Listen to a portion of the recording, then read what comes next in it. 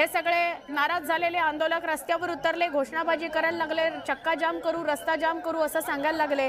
म्हटल्यावर पोलिसांनी जरांगेंना आवाहन केलं आणि जरांगेंनी या सगळ्यांना सांगितलं की इथे गर्दी करू नका। आमचे प्रतिनिधी सचिन तोडकर यांच्याशी बोलूया। सचिन, खरं तर अशा प्रकारे रस्ता जाम न करणं, गर्दी न करणं, कुठलाही अनुचित प्रकार मुंबईत न करणं, हे सगळं ठरवून अंतरवाली सराटीतून हे सगळे आंदोलक निघाले होते। मग आता नेमकं काय घडलं आणि पोलीस आता काय आवाहन करतायत या आंदोलकांना? खरं तर आपण यावेळी पाहिलं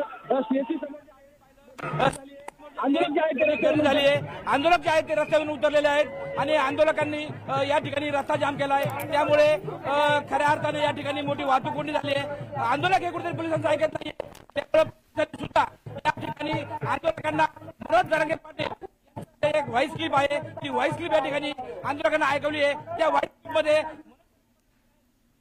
कोणत्याही प्रकारचा त्रास होणार नाही असं आंदोलकांनी वागावं। कुठेतरी पोलीस सुद्धा मनोज जरांगे पाटील व्हॉइस क्लिपची मदत घेऊन या ठिकाणी आंदोलकांना शांत करण्याचा प्रयत्न करत आहेत। आंदोलकांना पोलिसांना सहकार्य करण्याची मदत या ठिकाणी नक्की सचिन, तुमचा सलग आवाज आमच्यापर्यंत पोहोचत नाहीये, पण तुम्ही जसं सांगताय की मनोज जरांगेंची क्लिप, ऑडिओ क्लिप जी आहे ती या सगळ्यांना ऐकवली गेली पोलिसांकडून। मनोज जरांगेंनी सांगितलंय की परिस्थिती हाताबाहेर जाणार नाही याची काळजी आपण सगळे आंदोलकांनी घेतली पाहिजे। नोकरदारांचे दुसऱ्या दिवशी हाल होतील, मुंबईत गडबड निर्माण होईल अशी परिस्थिती निर्माण करू नका असं आवाहन जरांगेंनी केलेलं आहे आंदोलकांना।